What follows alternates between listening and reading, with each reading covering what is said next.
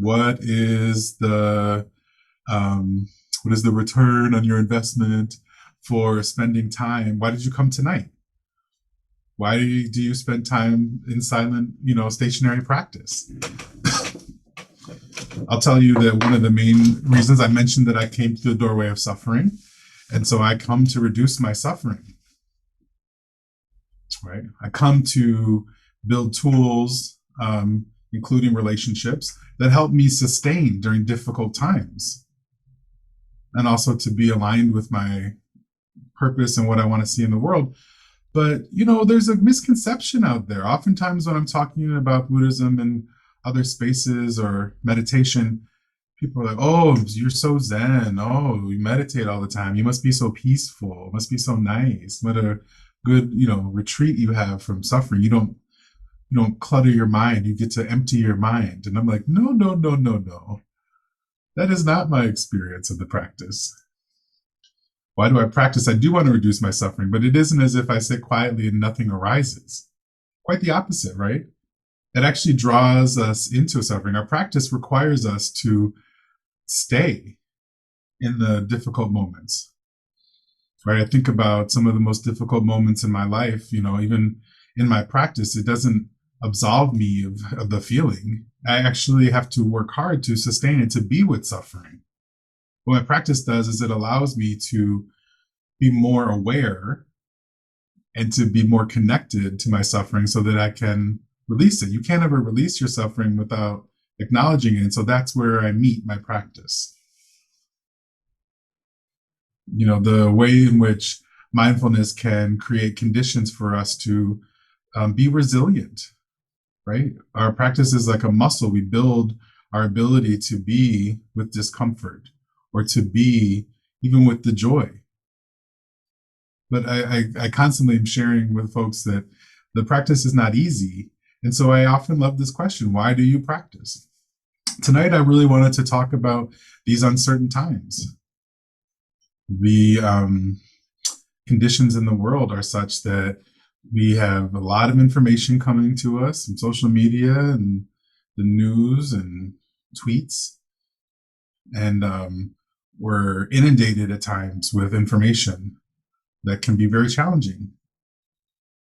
Think of the last 2 and 3 years, this global health crisis, the suffering, both individual and collective, that we are at the expense of this COVID-19, the ways in which marginalized communities have bared a disproportionate burden of that suffering.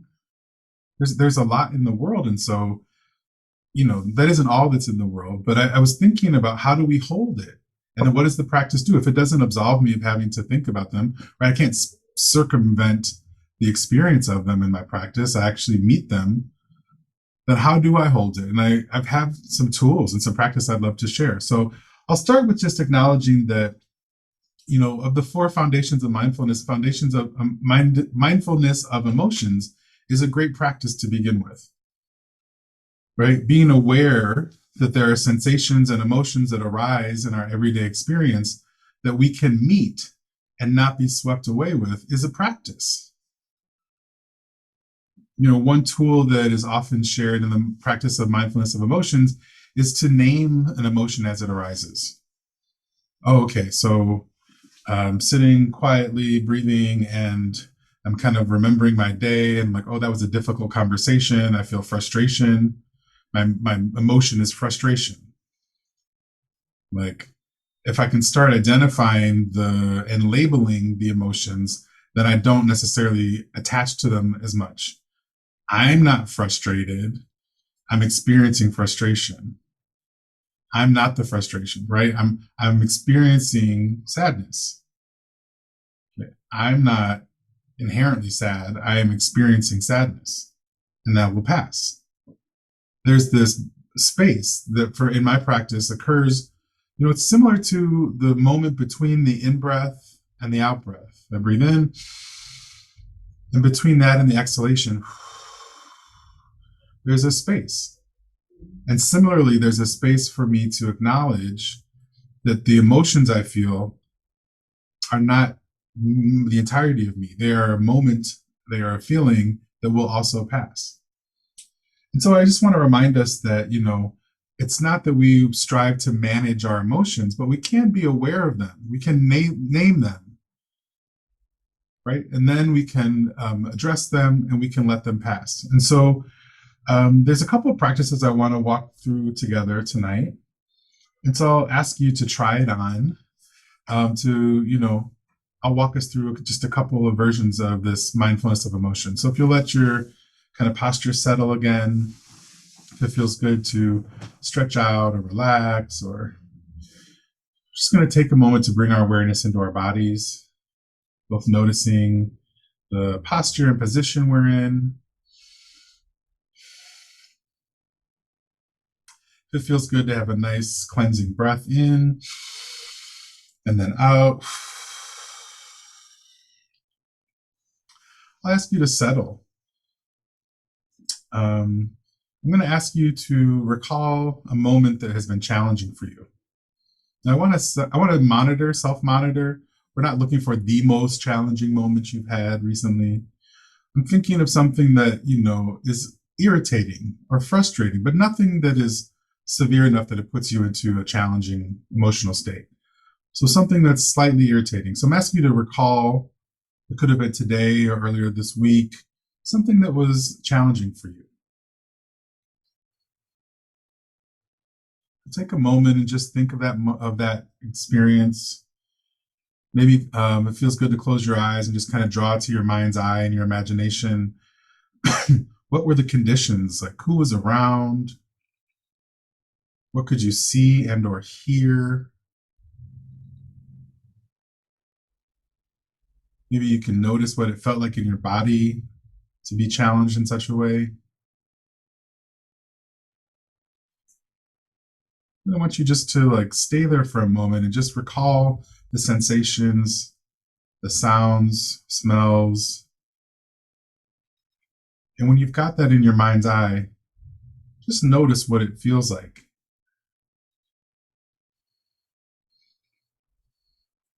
What does it feel like to notice in your body if there's tension or tightness? If it's uncomfortable, if it's too uncomfortable, you can let it go.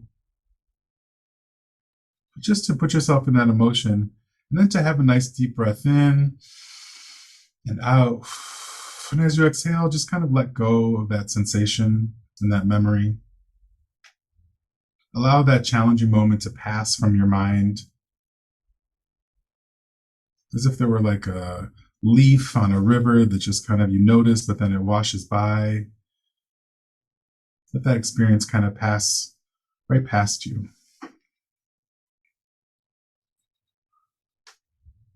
Now I'm going to ask you to draw to your mind a time that you were feeling very confident.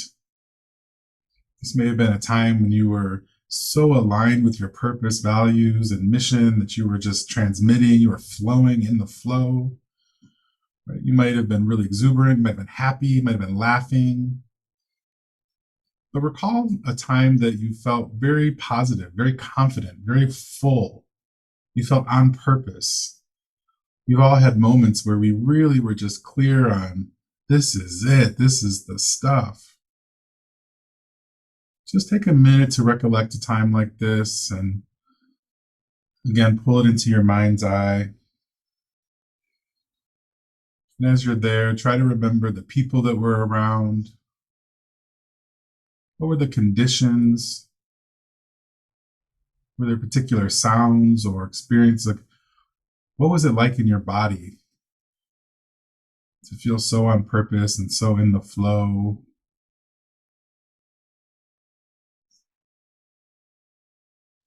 Yeah, in your mind's eye, just acknowledge, what is that sensation? See if you can recreate it. Was there tightness or looseness in the body? How was your belly, firm or soft? Were you in movement or were you still? Just stay and let that emotion, that feeling wash over you again to remember it. I'll ask you to have another breath in through the nose and out through the mouth. Allowing those sensations again to wash away. letting your body come back to the present moment. If it feels good to open your eyes and just notice, in just a few moments, we can bring our attention to these sensations. We can actually invite our practice. So what I have found this practice useful for is when I am dealing with difficult situations, right? I'm holding challenging emotions, they can overwhelm. And if I focus on them as I'm overwhelmed, it shuts me down and I feel very closed. My chest gets tight. What's been helpful is then to bring in the other sensation, to move my attention from the unpleasant to the pleasant and notice that other feeling. Oh, when I was in the flow, it felt like this, and I can recreate that sensation and in that moment. And then when I feel more regulated and stable, I can go back. So it's been helpful to be able to shift my attention. When it's overwhelming and it's too much, I can bring in this. And then when I feel grounded and centered again, I can go back to it. But to be able to be with the discomfort of an emotion or a sensation, it's helpful to use our practice to shift attention. There's another way to do this, a practice that's been very meaningful to me that's referred to as the Vedana, is noticing the feeling tones, right? And so that each of our experiences comes with a sensation that we can label as either pleasant, unpleasant, or neutral. And so again, I'll just offer you this practice. If you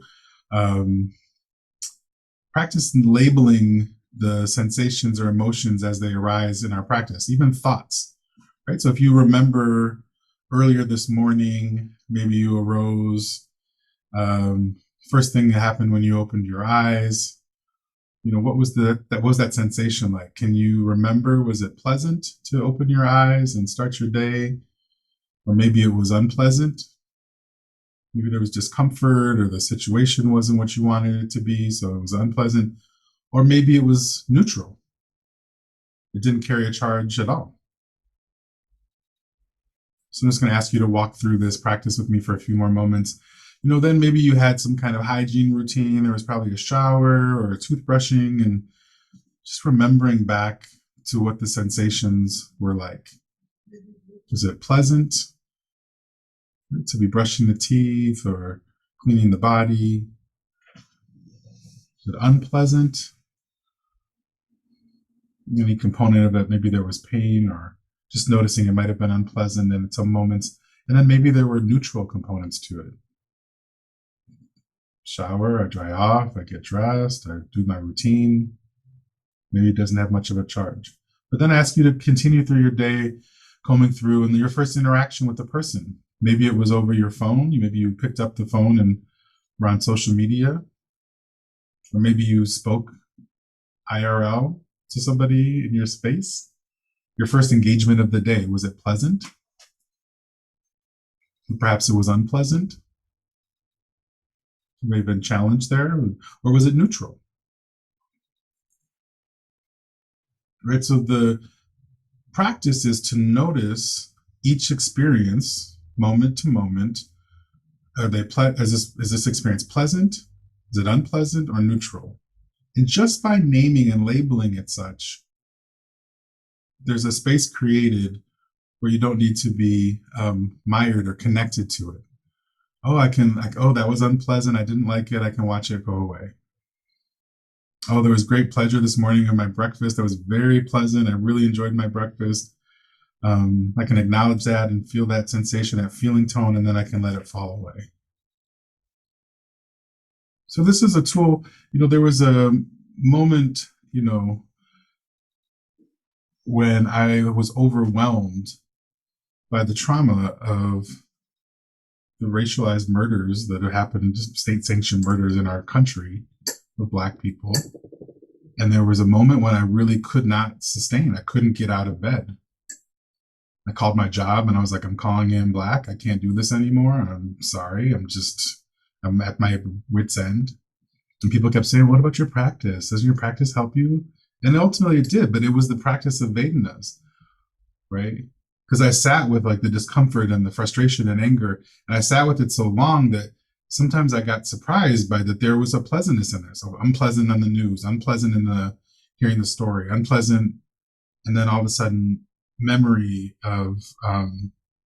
sensation of family. Pleasant. Oh, in the middle of unpleasantness, there was a moment of pleasantness. And this practice of noticing and labeling pleasant, unpleasant, neutral, the feeling tones of my emotions and my experiences actually cracked the door open for me to begin healing. So I share this practice both as a point of interest and an invitation to consider how your practice really can support you. And in ways probably already does, and maybe in some ways doesn't. So yeah, these are practices that are aligned with mindfulness of emotions, mindfulness of the body, and they are really a gift. So now, as promised, a few selected readings before we close the merit, dedicate the merit. From Ruth King.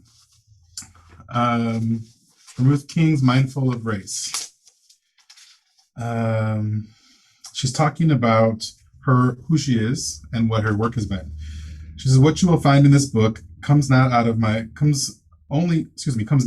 out of my work as a meditation teacher, life coach, and diversity consultant, but also from my personal experiences as an African-American, married lesbian, and great-grandmother raised with working class values in South Central Los Angeles. It is the heat of the civil rights movement and the Black Power movements. I am not an expert in any of these identities, yet I speak through all of them.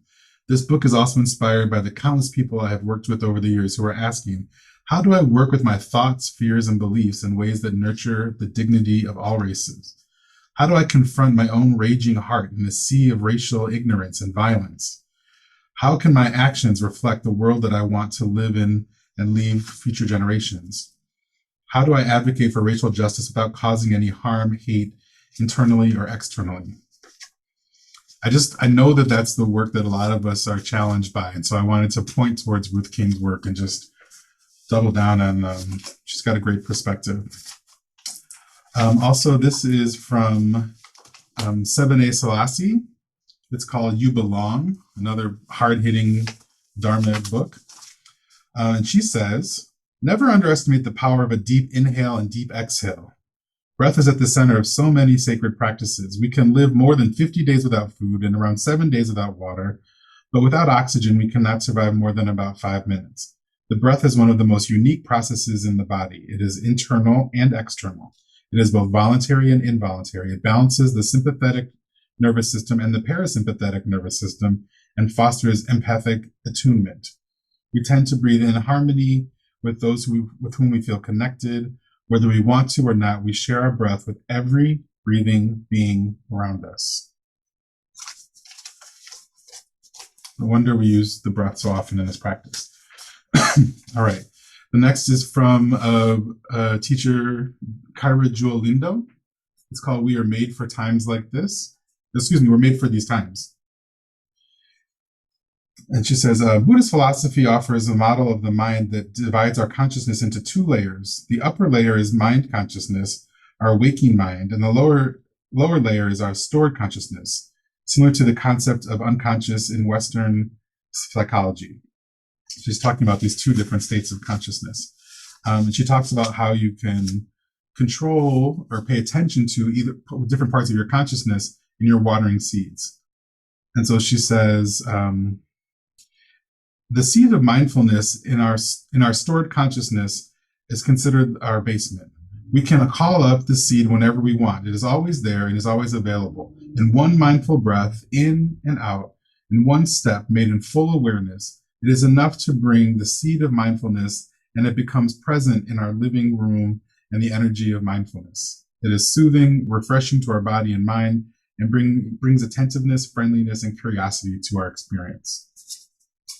And then the last one I would love to read from is Lama Rad's Love and Rage. Another hard-hitting book of the Dharma. And I'm reading from the section where he's speaking about how to navigate difficult emotions around, difficult emotions. Lama Rad says, we have to start with a basic acceptance of saying, okay, yeah, things are out of control. You take a breath, you return to the breath, you return to the body, you begin to watch and look at everything happening internally. And once you have some clarity about what's happening in your own experience, then you can move back into the world in a way that's much more stable and much more sustainable. A few musings, a few thoughts, right? These are our colleagues and our Dharma siblings. So I hope you found something that I shared there useful. I will move into closing unless there's any comments, reflections, feedback, or questions.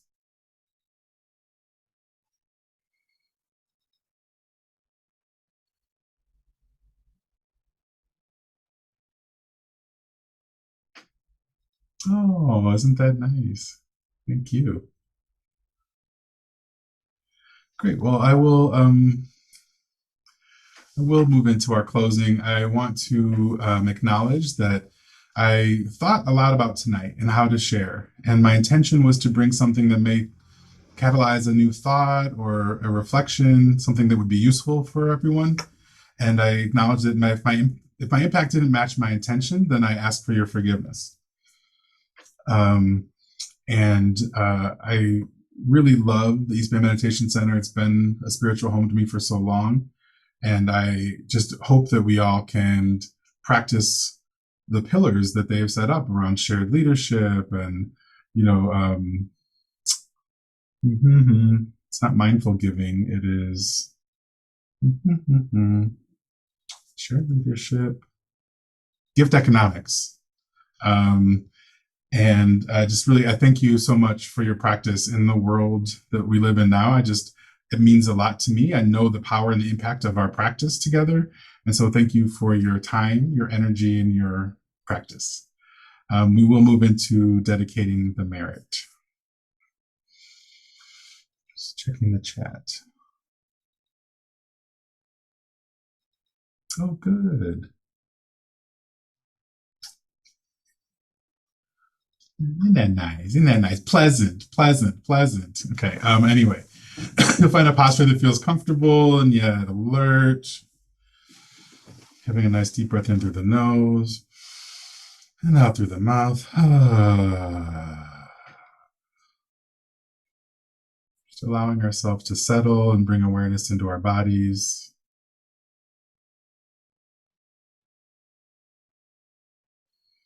Just taking a moment to notice the impact of any of the conversations today, this evening.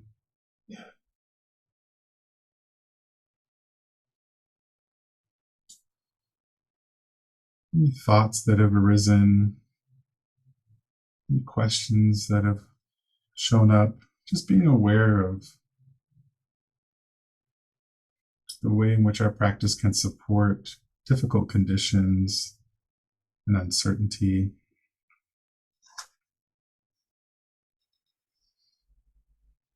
Just acknowledging the different levels of suffering in the world, noting that the conditions are difficult for so many. In all parts of the globe, there's suffering. Take a moment to just acknowledge that suffering and really apply the merit of our practice. The merit that we've generated tonight in our practice, may it move in ripples, circling out from ourselves into the world. May the merit of our practice be strong and powerful and reach all beings in every direction. May the merit of our practice be driven and connect with souls that are suffering to bring ease, comfort, and freedom and strength. And knowing the pain in the world, may we dedicate our merit to the benefit of all creatures in all directions.